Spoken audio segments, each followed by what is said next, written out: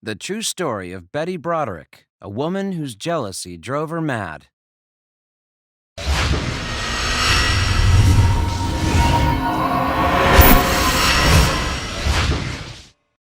Betty and Dan Broderick started off as the picture-perfect couple. Both intelligent and attractive people, they immediately hit it off after meeting as undergrads at the University of Notre Dame. They got married 4 years later in 1969 and started their life together. Everything seemed to be falling into place. They never could have known back then that their relationship would end up in crime so sordid they made headlines the world over. Dan had big aspirations in life. After having their first child, Kim, he enrolled in medical school at Cornell. Upon graduation, Dan decided to pair it with a law degree from Harvard. And who supported him during this time? His faithful wife, Betty. Some may have been resentful to have to work tirelessly while their spouse attended not one but two separate grad schools, especially after having 3 more children together. Not Betty, though. She loved her family and believed in her husband. Soon, their joint efforts would pay off. In 1973, Dan received a much-needed job opportunity from a law firm in La Jolla, San Diego. The Brodericks packed up their things and moved westward. Dan was exceedingly good at his job and quickly rose to become a powerful malpractice lawyer.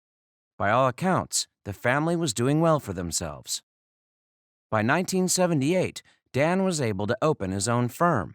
Their luxurious life included a trendy mansion, a second home in Colorado, a boat, membership in 2 different country clubs, and fancy private schooling for the kids. Their luck seemed only to be growing. Little did they know this was the calm before the storm.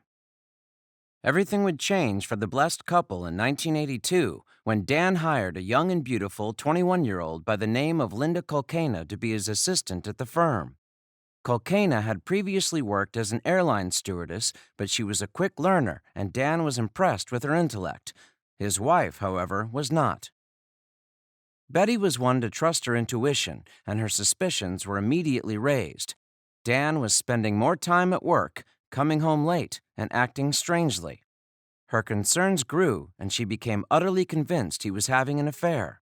When she brought these theories to her husband, though, his tactic was to deny, deny, deny.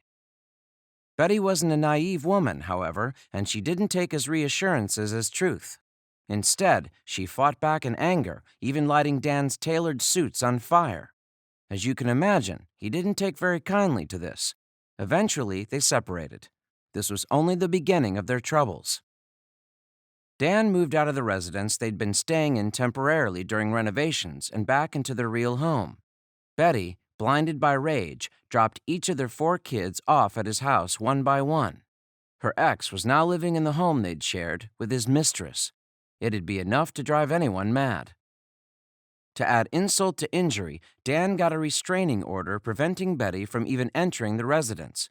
Still, she didn't heed this legal warning and instead broke into the home in order to cause as much destruction as possible, smashing windows, spray painting the walls, and even defiling her ex-husband's bed with a pie.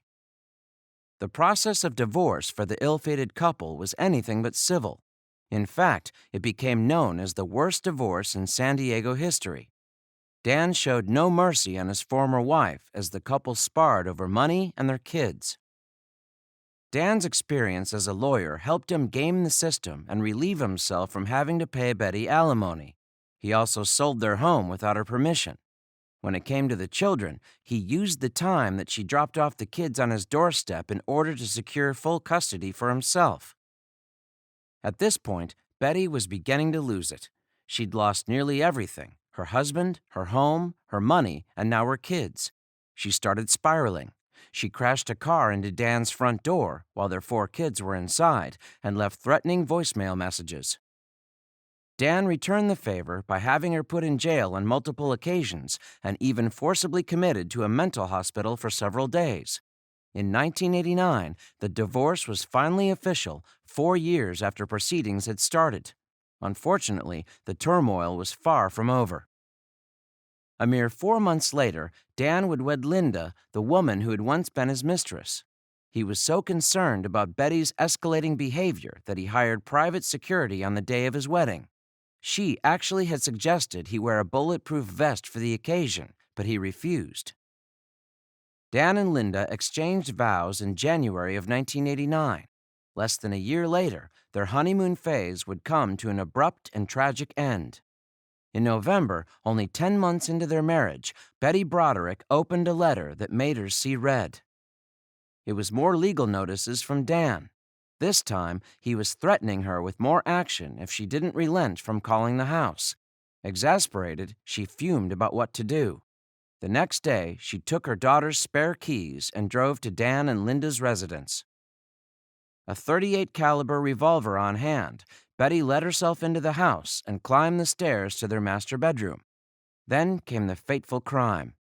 Consumed by anger, she raised the weapon and opened fire. Linda was hit once in the neck and once in the chest, Dan only in the back. Both died. Betty drove herself to the police station and confessed.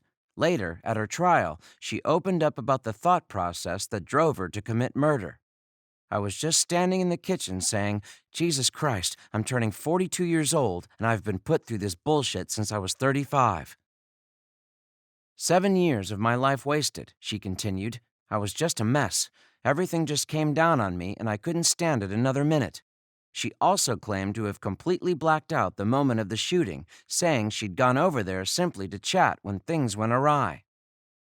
After an initial mistrial, Betty was sentenced to 32 years to life in 1991. She did receive some unexpected fanfare in certain circles, however. Hundreds of women writing her letters to express their sympathy with her situation. I believe every word Betty says because I've been there. Lawyers and judges simply refuse to protect mothers against this type of legalized emotional terrorism, one woman professed. Betty is currently in her 70s and has been denied parole twice. She'll next be eligible in 2032.